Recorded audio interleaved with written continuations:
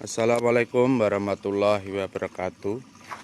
Budidaya ikan nila terdiri dari dua hal. Yang pertama adalah pemijahan, yang kedua adalah pembesaran. Dari pengalaman dulu saya yang waktu pertama adalah pembesaran dulu. Kemudian setelah pembesaran berubah menjadi pembibitan. Ada plus minusnya. Untuk saran saya lebih baik pembesaran dulu, karena untuk pembibitan memerlukan kolam yang begitu banyak. Karena setelah bibit mulai beranak seperti ini dipindah, disorok semua, dipindah ke kolam lain. Karena kalau enggak dimakan oleh bibit yang agak besar ya, yang kakak-kakaknya itu yang makan masalahnya. Setelah saya telusuri dulu, setelah membeli indukan, saya pakai indukan ya konsumsi seperti ini saya pakai konsumsi. Enggak harus sertifikat ya, bisa. Ini anakannya banyak banget. Bentar. Saya pakai indukan, saya beli yang ukuran besar-besar. Karena kalau ukuran kecil nanti menurut pengalaman dulu susah besarnya bibitnya. Makanya saya membeli ukuran indukan yang besar. Kemudian saya teliti jantan dan betinanya. Perbandingannya dulu pernah ya, ini anakannya bentar.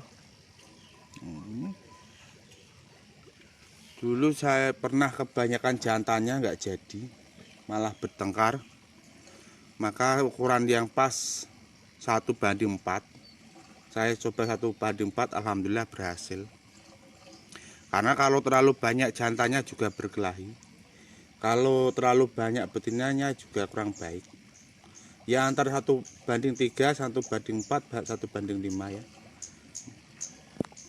Ya beli saja indukannya dulu. Kemudian biasanya saya taruh di kolam itu penyesuaian ya. Ada yang mati indukannya biasanya, karena penyesuaian air indukannya mati, tinggal beberapa ya. Dulu beli sekitar berapa ya, 15 ekor mati. Sebagian masih bisa hidup.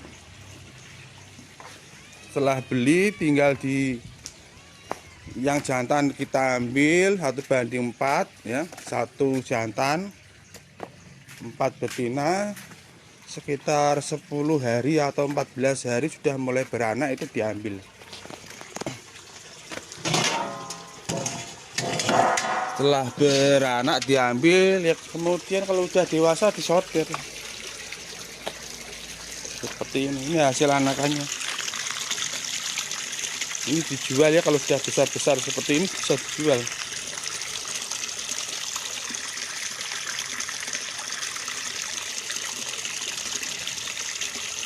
Nah, ini hasil anakannya.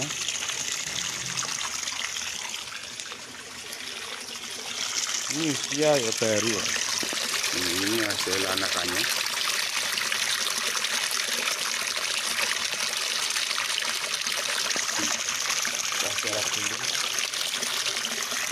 Yang penting usahanya yang pertama untuk pemula itu sebenarnya pembesaran dulu.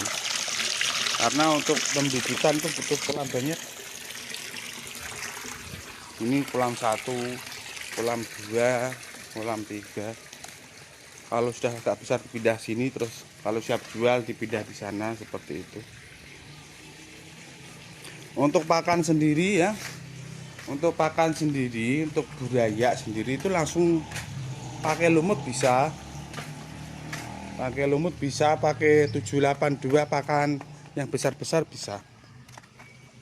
Langsung dikasih pakan seperti itu. Ya simpel sih sebenarnya, untuk pemijahan itu simpel banget. Tetapi butuh kolam yang banyak masalahnya, karena tiap 15 hari ini udah beranak semua. Kita kuras, beranak lagi, kuras beranak lagi. Otomatis anakan periode pertama dan periode kedua ini nggak bisa bareng, nggak bisa dijadikan satu maksudnya. Kalau dijadikan satu nanti yang kecil-kecil itu dimakan, yang seperti ini makan yang tadi. Setelah pembibitan ya, pembibitan, kemudian 1:4, setelah 15 hari sudah mulai beranak, diambil anakannya. Kalau sisa itu harus dikuras juga, jadi dibersihkan kolamnya dibersihkan semua, dikuras steril. Terus untuk pembesaran ya, itu untuk pemijahan, untuk pembesaran itu yang menjadi kesalahan utama dulu itu saya samakan dengan lele ya. Jadi prinsip pemeliharaannya itu saya samakan dengan ikan lele. Padahal berbeda, setiap ikan itu memiliki karakteristik yang berbeda-beda. Kalau ikan lele itu bisa bernapas menggunakan oksigen bebas ya, maksudnya mengambil udara langsung. Kalau ikan nila ini berbeda menurut saya. Ia bernapas menggunakan oksigen terlarut. Jadi nggak bisa tebar padat secara normalnya, itu nggak bisa. Per meternya saya teliti itu cuma 20 kalau tanpa aerator. 15-20 tanpa aerator. Kalau menggunakan aerator atau sistem ras biar bisa 100 ekor itu bisa. Karena fungsi sistem ras atau aerator itu memecah oksigen. Jadi oksigennya banyak, yang seperti ini besar ini. Oksigennya banyak bisa tebar padat. Tetapi secara normalnya nggak bisa kalau tebar padat. Nah, ini isinya cuma 30 ekor, sekitar 30 ekor aja. Kolam segede ini ukuran 5x6 itu 30 ekor. Diambilkan pakan dulu, nanti bisa dilihat. Untuk pembesaran cara jualnya gampang sekali ya. Per kilo di sini ya 30.000, 35.000 dijual online bisa. Kalau nila ini kan keuntungannya kan kalau semakin besar itu semakin laku ya. Nggak laku, tapi semakin besar itu semakin disukai karena durinya itu semakin sedikit. Duri ikan nila kalau ikannya besar itu semakin gede, dagingnya pun enak ya. Kalau masalah daging tergantung rasa, itu tergantung cara pemeliharaannya. Biasanya menurut saya itu daging yang enak itu sistem ras. Kalau sistem berlumpur, bioflok itu saya rasa kurang. Karena setiap makanan yang dimakan ikan itu berpengaruh pada rasa daging ikan tersebut. Apapun ikannya. Kalau ikan lele dipelihara di lumpur, itu rasanya juga akan seperti lumpur. Kalau ikan nila biasanya kan membutuhkan air bersih, jadi rasanya juga enak. Ini yang masih kecil-kecil. Ini pakannya seperti ini, gede gini. 782 profit. Ya bertahap ya. Kalau video-video sebelumnya cara pemeliharaannya itu sudah saya share di grup di akun sini. Mulai dari 200 ekor ukuran 3x4 ada, caranya ada. Nah ini indukannya. Ini indukannya ukurannya 1 kilo 2 kilo ya, ukurannya sekitar 2 kiloan lebih satu ekornya loh. Karena pengaruh banget ya nanti pada bibitnya. Kalau bibit indukannya kecil, menurut pengalaman dulu itu indukan kecil itu bibitnya lama besarnya, nggak bisa besar kadang. Makanya perlu indukan yang besar. Kalau indukan besar seperti ini anakannya cepat besarnya. Itu yang terjadi menurut yang sudah seperti itu. Makanya saya sortir. Ya saya pilih yang besar-besar. Itu indukannya. Ya untuk saran saya untuk berlatih pembesaran dulu. Kalau pembesaran kan nggak butuh kolam banyak ya, ukuran 3x4 sudah cukup. Ini saya taruh di sini, ukuran kalau 3x4 ya cukup. 3x4 itu kalau indukannya bagus, pemeliharaannya bagus, bisa 60 kilo, cuma 200 ekor. Ini kan nila kalau dia itu bagus seperti ini, makanya itu saset-saset, nggak pada upacara ngambang itu, nggak gerakan aktif seperti ini. Kalau biasanya kalau airnya buruk itu biasanya ya mereka pada ngambang di atas, nggak di bawah kolam. Itu ada ikan gabusnya, itu ikan gabus juga makan nila loh. Ini kotorannya banyak, ini kotorannya harus dibuang juga sebenarnya. Yang hijau-hijau itu bukan lumut, kotoran. Ini kita cek ke kolam tanah, kita beri makan kolam tanah dulu.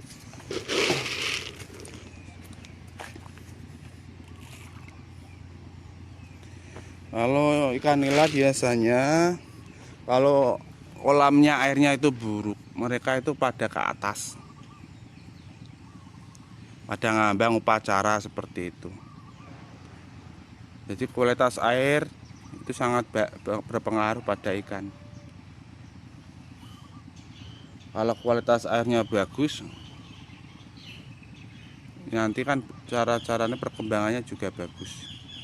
Ya 4-6 bulan itu bisa panen. Ada kok analisis ya budidaya ikan nila, ada di channel ini, dan cara-caranya lengkap. Cari aja videonya, ada di sini.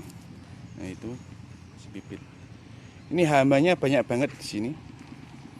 Ikan gabus hama, kepiting hama, kadang burung-burung yang tadi kakak itu juga hama. Itu ikannya. Ular hama, belut hama loh. Saya dulu kepiting, kodok pun itu hama, katak itu loh, katak hijau itu makan. Ya ini biasanya kalau kayak gini dicari ya, dicari untuk pakan predator. Kadang dikasih makan seperti ini ikan nila. Untuk mancing, kadang pemancing pada kesini beli ikan.